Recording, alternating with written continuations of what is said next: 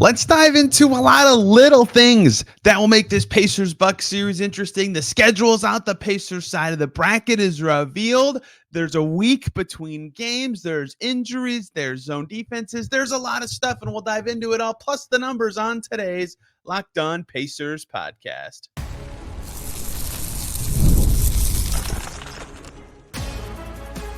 You are Locked On Pacers, your daily Indiana Pacers podcast. Part of the Locked On Podcast Network, your team every day.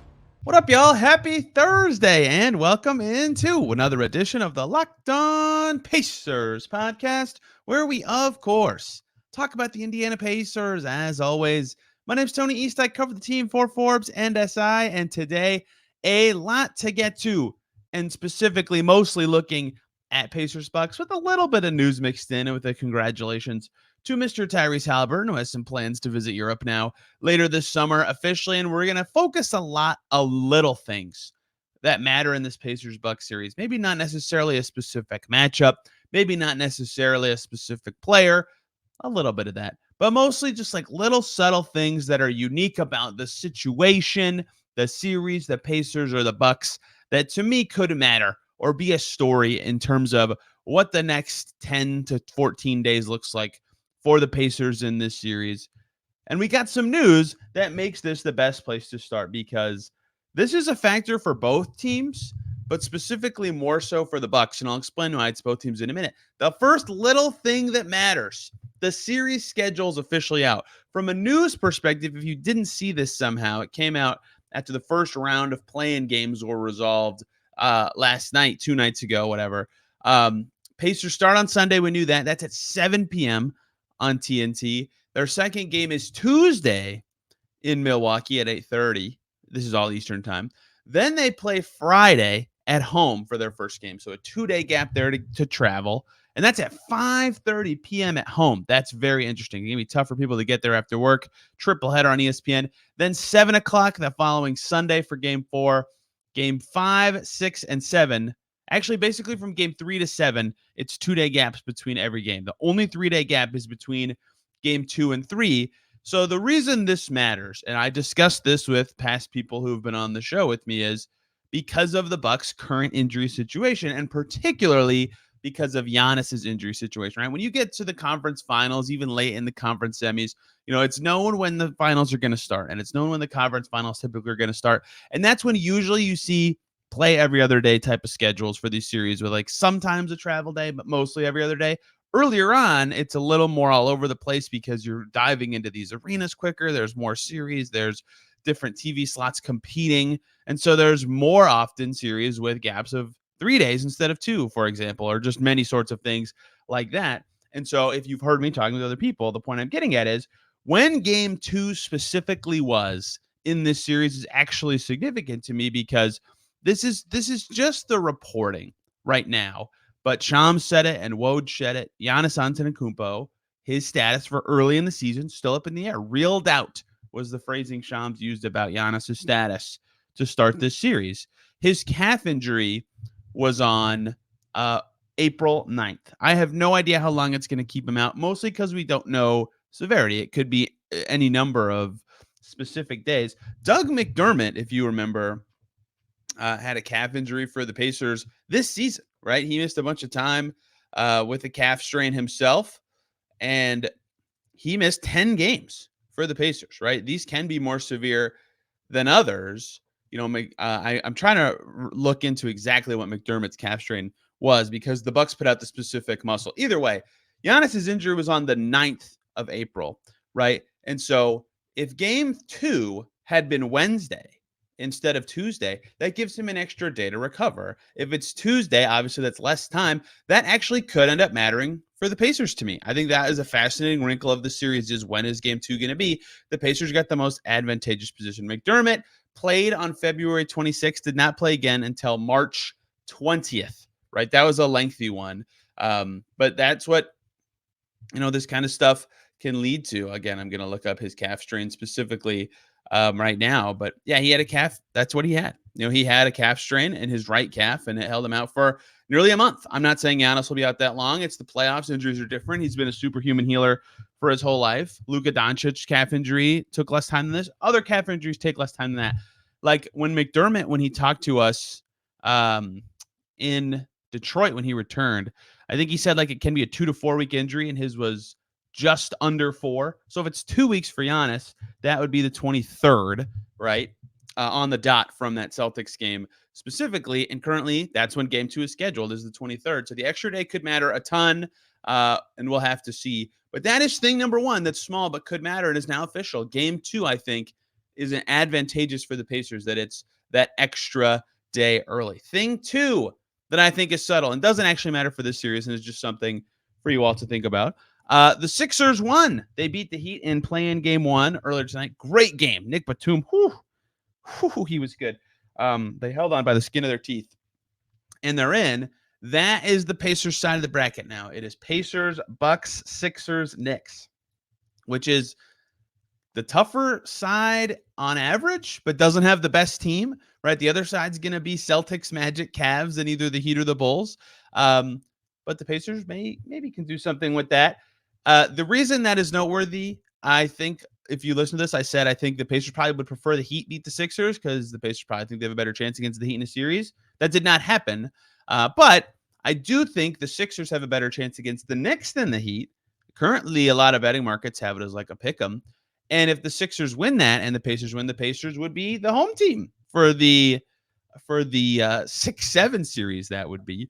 And that is now a slightly more likely outcome than them hosting the 6-8 series against the Heat team that lost clearly to the Sixers and is the worst team. So that's your scheduling updates for the day. One very specific to Pacers Bucks, one not at all. Before we get into the rest of the interesting things, including the week off that the Pacers have between the end of the season and the playoffs, right? That's very unique. The play-in tournament has created a new wrinkle there. The players on the Pacers who have played against the Bucks before in the playoffs, zone defense numbers, other strategies I think could be fascinating for the Pacers. A big congratulations are in order to close out this first segment to Tyrese Haliburton, who is officially named to Team USA on Wednesday for the Olympics. Huge deal for him. He talked about last year at the World Cup that he wants to play in 3 Olympics. He said at the All-Star game he wants to be on that team. He said a bunch of times that he would love to play for them. No one, as he said, from Oshkosh has ever sniffed the Olympics, and now he will, health permitting, this year. It starts on July 26th. It's in Paris or in and around Paris. Haliburton, one of the 12 guys, Grant Hill, the managing director of Team USA, or USA Basketball to be more specific, came to Indy to personally invite him to the team. He did that for all the dozen players on the team. So one huge deal for Tyrese. Congrats. Huge honor for him. So Pacers fans, I have 2 reactions to this, potentially at the same time. One is remembering what happened to Paul George with Team USA and hoping that, of course, does not happen to Tyrese Haliburton. The Pacers have now had 2 consecutive senior national team moments go by with no injuries. That was Haliburton last year and Myles Turner with the World Cup team in 2019. But still, the Paul George injury will always be something that Pacers fans remember. Thing 2 is the little subtle thing that always gets mentioned and always kind of sounded like hoopla to me until now it became more of a thing last summer. That's the relationships these stars build on these teams, right? Being tight. You saw tons of videos about Tyrese and Jalen Brunson and Austin Reeves and all these guys last year. Well, this time it's him and like the super duper stars of the NBA. And it always sounded like nonsense to me. Oh, it's just NBA players forming relationships. But then the Damian Lillard Bam Adebayo link apparently was like I forget who reported it last year, but that was like a key part of Dame wanting to go to the Heat if he was traded from the Blazers. And that didn't happen, of course. And that was not in Lillard's control in any way. But if that relationship meant anything that's significant, and Tyrese, a very good relationship builder, look, it might be nothing.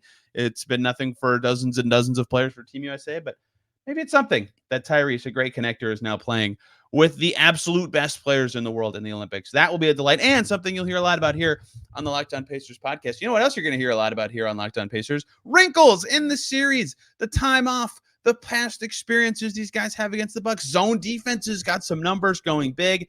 Obi Toppin, all sorts of little stuff as we continue on the minutia today. Before we dive into any of that, though, we've got to talk about Monopoly Go. I've been told I'm a competitive person. Many of you might think that's true, so especially the ones of you who know me. Well, boy, I agree. I do have a competitive side, and my competitive side's a big fan of Monopoly Go. I'm sure you've heard of it. It's been downloaded over 150 million times. It's a great twist on Monopoly where you play on not one, but hundreds of Monopoly boards in crazy locations, building up amazing cities that bring you big money. The best part is messing with your friends. You can charge them rent on your iconic properties, just like in real Monopoly. You can also heist their vaults of riches for yourself. And there's leaderboards to show you who the biggest Monopoly tycoon is. It's not just your competitive side that will love it. You can team up with your friends and people all around the world in tournaments to earn huge rewards. So get in on the game and join your friends. Download Monopoly Go now free on the App Store or Google Play. And we're back here on Locked On Pacers. Thanks for making us your first listen today and every single day for your second listen.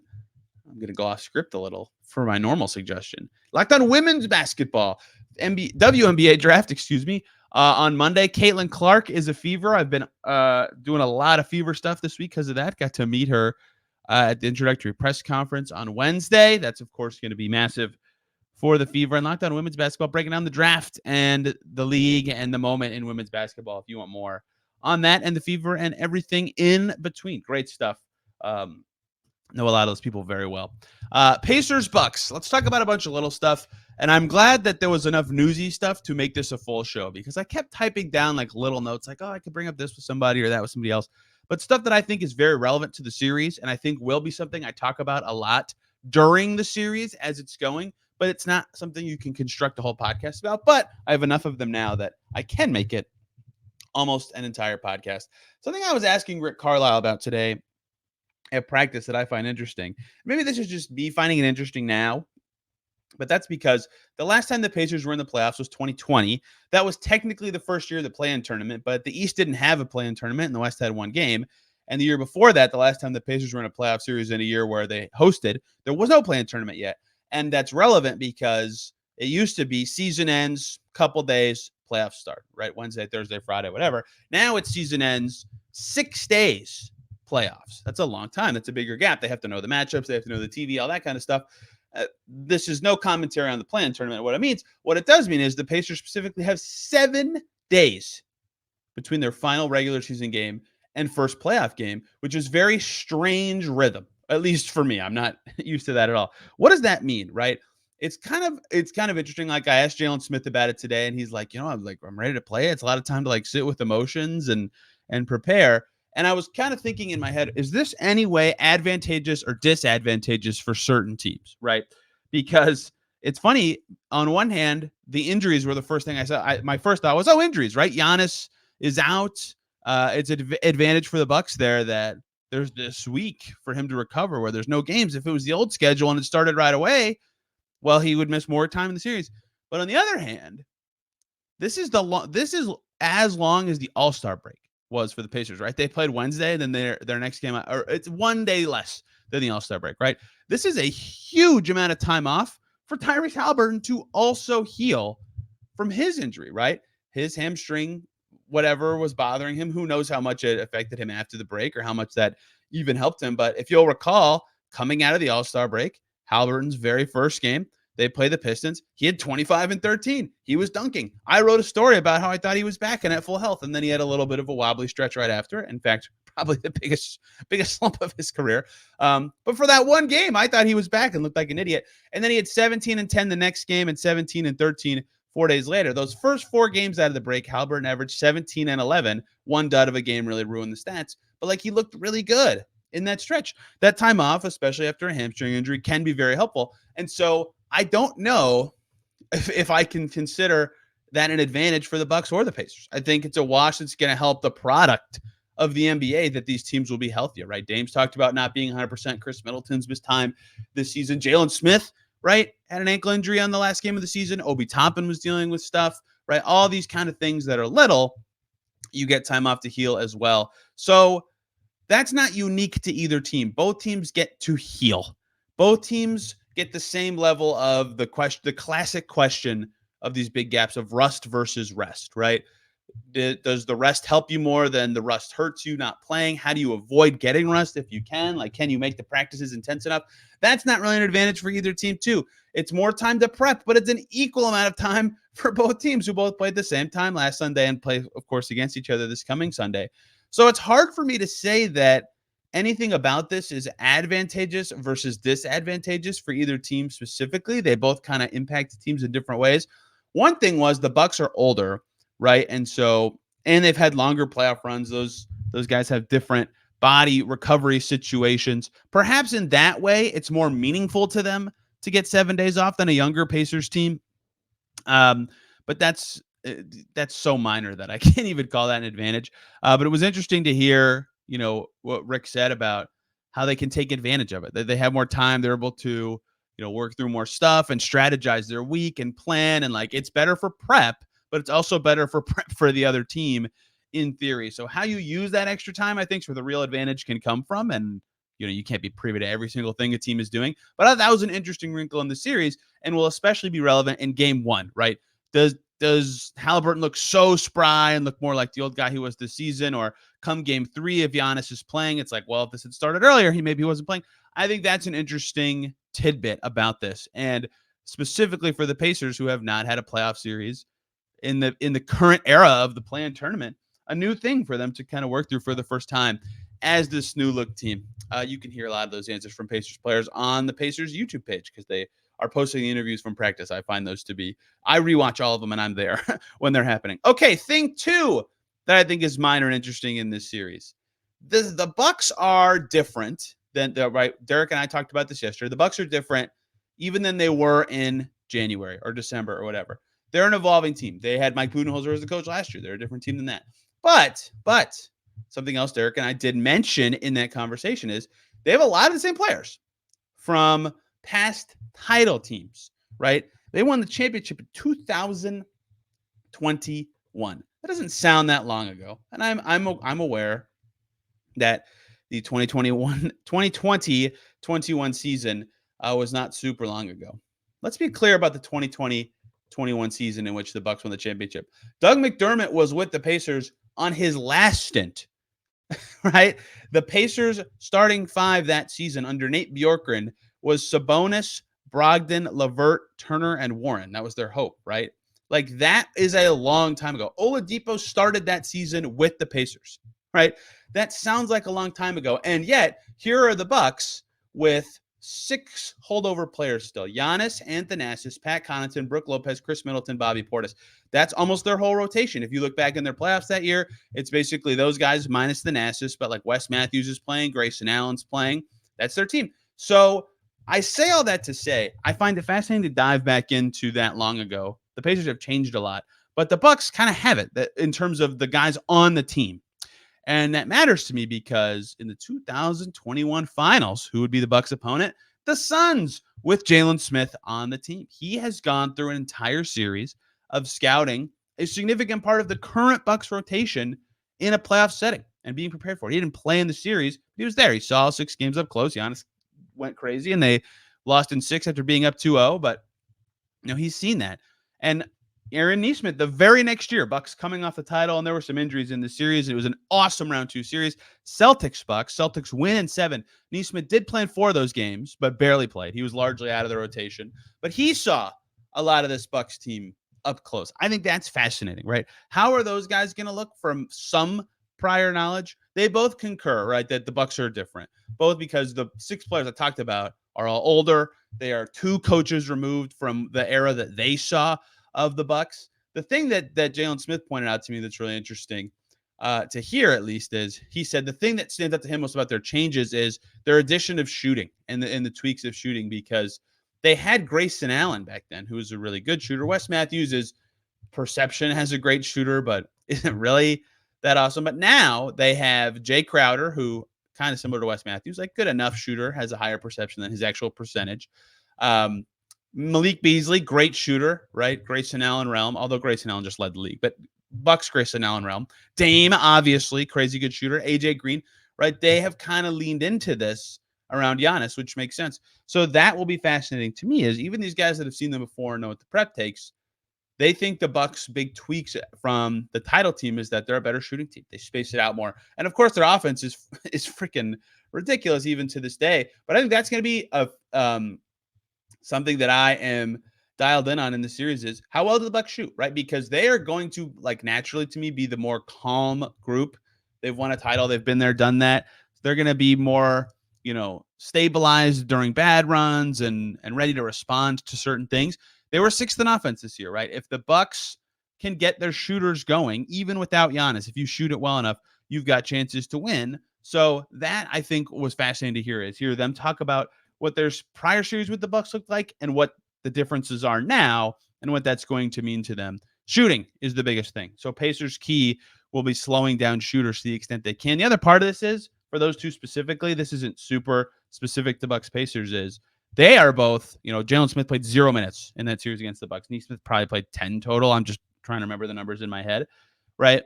Now they're going to be playing more than that every night, both of them. So that level of an enhanced role and more experience, it changes how you plan, like how you prep from a day-to-day perspective. So yes, they can draw back on those things, which I personally found to be very interesting. And I talked to them about it. But I also think that what they see as the differences is endlessly fascinating, and their style, just going through two different coaches completely, is a lot different than those teams that they saw in those postseasons. But some experience already, and they had good insight on the Bucks and what they are now versus what they're. Then 2 more things I want to get to today: zone defenses ? From the Pacers, and going big. Is that an adjustment that is actually plausible or makes sense for the Pacers? Before we talk about any of that stuff, though, we have got to talk about FanDuel. It's playoff time in the NBA and the NHL. Baseball is in full swing. Go Phillies. FanDuel is your place to get in and bet on every game. Right now, new customers on FanDuel get $150 in bonus bets. That's a lot. Guaranteed. That's $150 win or lose when you start. Bet on everything from slap shots to home runs to slam dunks, all on an app that is safe and secure and easy to use. I don't know what you're waiting for. Visit FanDuel.com/lockedon. Make your first bet an automatic win. That's on FanDuel, America's #1 sportsbook. And we are back here on Locked On Pacers. Thanks for making us your first listen today and every single day. For your second listen, go check out Locked On Bucks. We're going to talk with those guys tomorrow for a crossover Locked On Pacers, Locked On Bucks season preview. Get their perspective on Giannis, the Bucks' recent level of play, how they feel about the matchup with the Pacers. It'll be really fun. And that is where I will make my series prediction. I am really looking forward to that. Let's keep it rolling. Let's talk about some little stuff that I think is going to be potentially commonly discussed during the series. So far, we've gotten the schedule of the first 2 games. We've got guys who've played against the Bucks before and think shooting for Milwaukee is going to be quite the story. How the week leading into the game is going to matter. Let's talk a little more nitty-gritty X's and O's about zone. Someone commented this on yesterday's podcast. Tony, do you know how much the Pacers are practicing zone ahead of the postseason? And that's fascinating to me because going zone against Giannis sounds great, right? You go zone against guys who can't shoot very well. Zone allows teams to shoot, which fittingly goes against what Nesmith and Smith talked about as the Bucks getting better at stuff.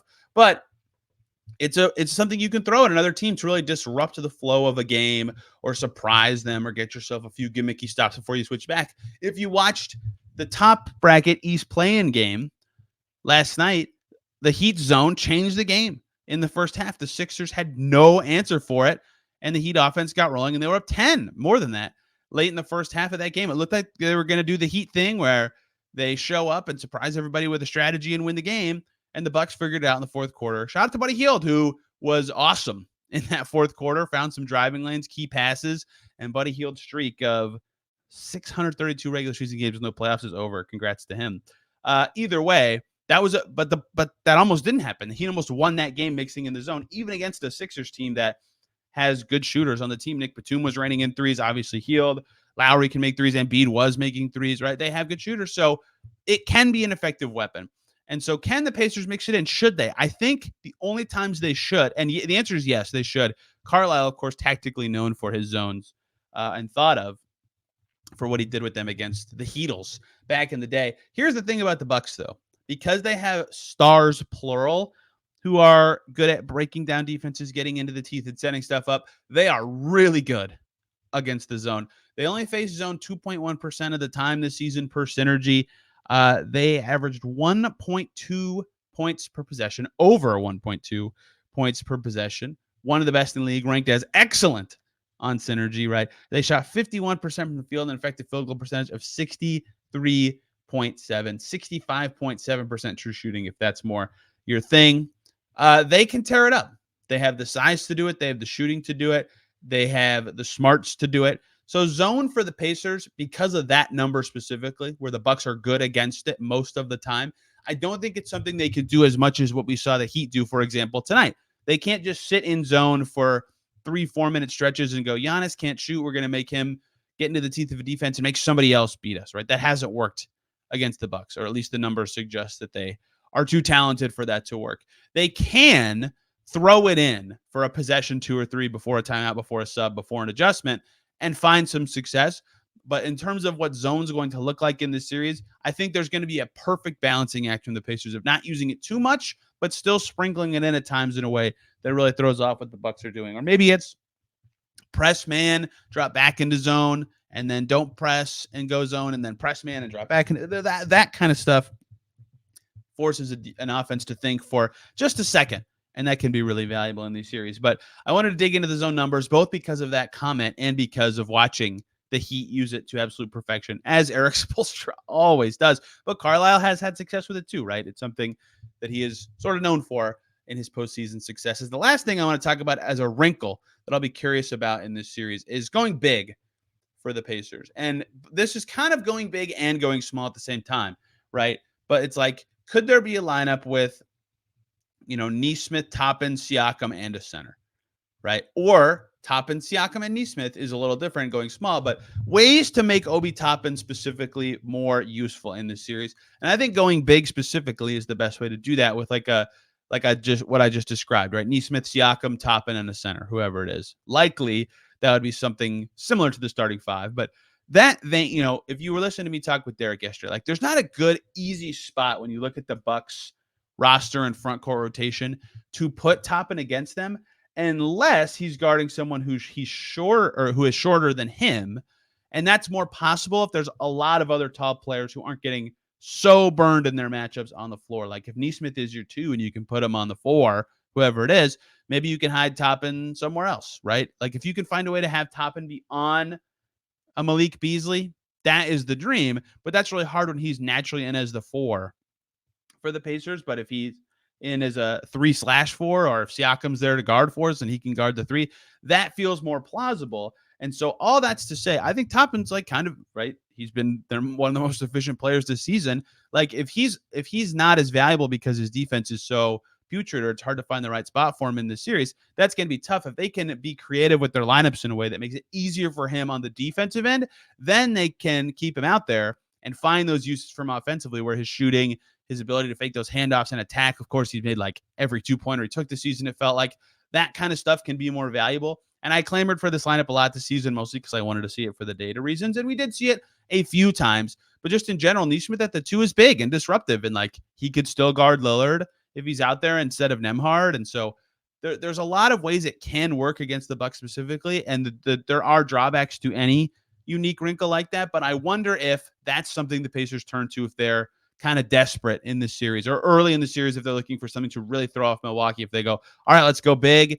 They went big when they made their big starting lineup change during the season. Of course, Jalen Smith was the starter at the time, but I wonder if going big against the Bucks, one, can be valuable because of Nesmith's versatility defensively and still being able to succeed on the defensive end if they go bigger than that way, and 2, allowing them to find more ways to get Obi Toppin on the floor and have his efficient offense be a weapon, but his defense doesn't get you killed, or there's just absolutely nowhere to put him and it makes defense complicated.